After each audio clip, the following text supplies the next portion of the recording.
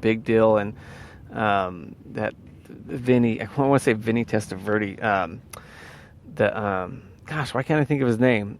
Vinny, see all that the low glycemic stuff, or the sweetener. Vinny Tortorich was saying it's not what you do between Christmas and Christmas and I have it backwards. New Year's and Christmas. It's what you do between Christmas and New Year's that hurts you. I kind of did it backwards twice. So I wouldn't worry about doing this, that, and the other. It's just your habits. If you could stay in the habit of going in the right direction, you're gonna make a big difference. And there's the two things. One is what do you do, and then the other thing is what do I do? And I think the what do I do is getting easier because of the all of the information that's out there.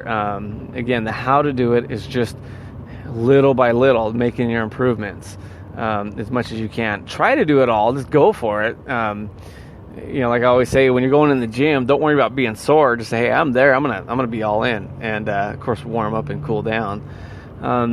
So you have these people that are diabetics, but they're young, they're feeling good, and the problem is when that wears off later on, the youth part of it, then come the complications of diabetes. And I feel horrible for the people that are there, because now it's trying to muster up the energy to do the right thing when they couldn't do it when they're younger.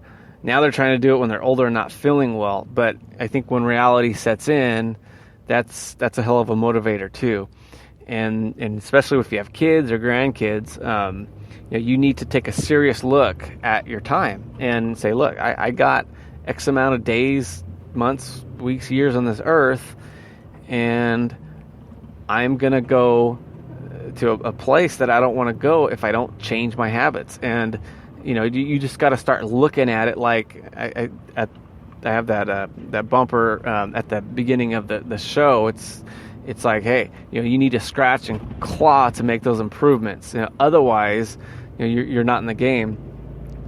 So with the more veteran people with diabetes, I think that the problem we all run into with everything is just you're complacent, you take it for granted, and you're relatively good health, and I think that you need to ratchet it up so much that it becomes one of your biggest hobbies, and maybe just remind yourself, hey, I am doing this all the time, so it must be important. Kind of psych yourself out, because if you get too complacent and it's too familiar, you're not gonna kind of hit it with the intensity that you need to. I mean, you need to start looking at your food, looking at your exercise and your stress too. And what do they say? The hospital is just halfway filled with people that are stressing out. And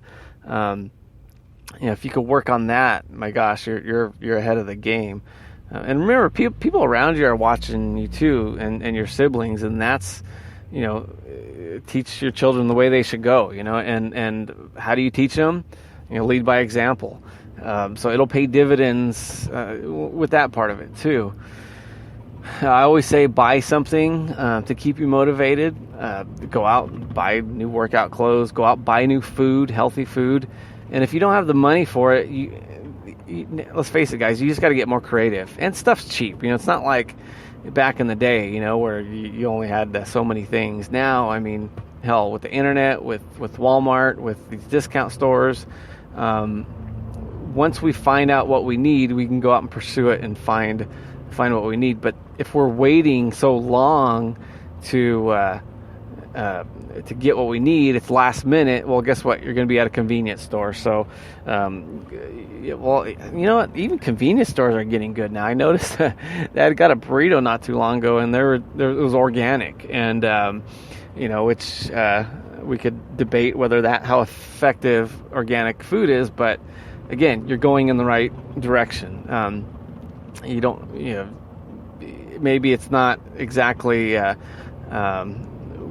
what some people would call healthy, but if it's healthier, it's good. You know what I mean? Because eventually you're just making gains. And am I the only one that gets annoyed by when you see these, you're reading these magazines and they're like, oh, they're talking about an unhealthy sandwich, and they'll have like a turkey sandwich, and I'll just be like, wait a minute, it looks healthy to me. They'll have like a red circle with a line through it.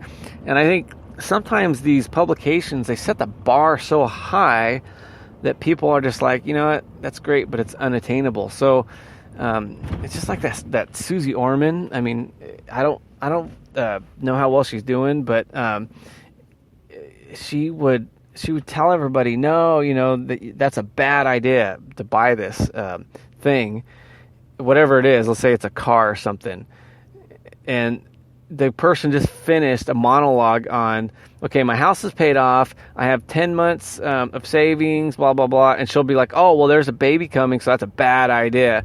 And I'm thinking, oh my gosh, she would have a heart attack if she's seen my portfolio or what I spend money on. But, you know, when the bar is so high and not reasonable, and maybe it's reasonable for her because she's wealthy, or, you know, because people have so much momentum, but they forget to kind of put themselves in other shoes. And, you know, one thing I try to do my best is put myself in the shoes of somebody that doesn't feel well, or is not motivated, or depressed, or has a bunch of hang-ups. And, you know, I think sometimes to get to what we're talking about, we have to work through all those other things first.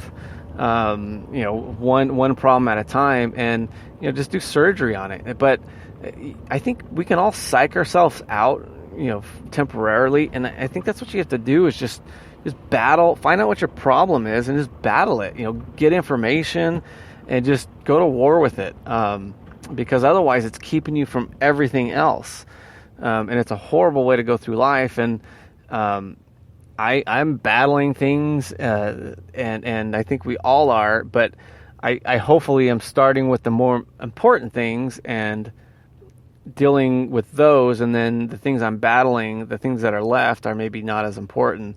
But, you know, life's complicated. You know, you can't, as Prager always says, you can't assume that somebody's got everything worked out. And no, it's believe me, everybody has their issues. You know, life, what I say, it's like a checkerboard. You only have so many checker pieces. You can't cover every square. You just have to figure, okay, which ones are more important to me, cover those, and you'll feel good enough about those to where you're not going to dread the ones that aren't covered. You know, you can't be all things to all people, and to even yourself. So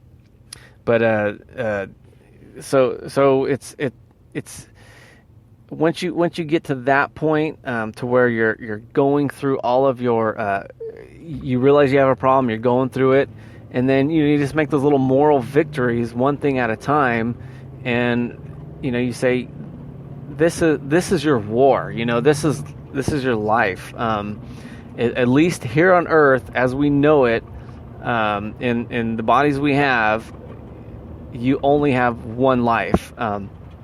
Again, you know, if you're talking spirituality, that's, you know, even if you do have another life, it's going to be different. It's not going to be this life and this time. So in this battle, you need to take it serious. If you don't, then what are you going to fight for? What are you waiting for? You know what I mean? The battle for your life right now is going on, and you're not even going to lift a finger. And, you know, you need to do some serious soul searching, just like this guy that's not letting me in.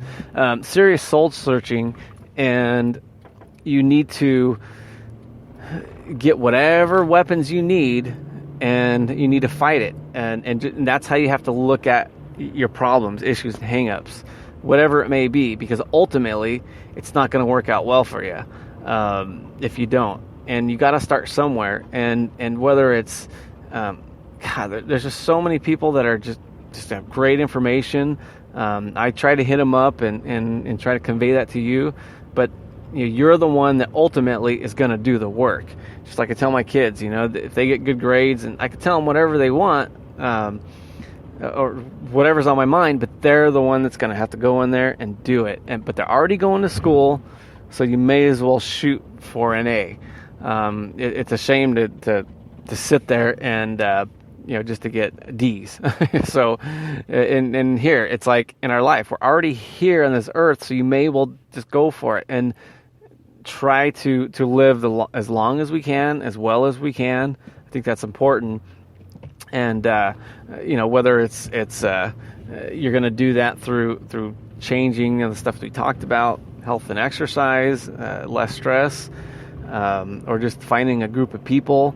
But you got to change how you're doing it, because even if you think you're doing okay, you can always be better. I think diabetes is a lot more serious than it's getting credit for, because it comes with a vengeance, and all you got to do is talk to the people who have kids that got it. And I was talking to a lady, her daughter died at 42 years of age, and I'm sure it was just like having a heart ripped out of her. You could tell it affects her today. So let's do whatever we can to avoid it, because if we're going to lose this one, let's make sure it's not because of anything we didn't do. And I think ultimately it'll be considered a success.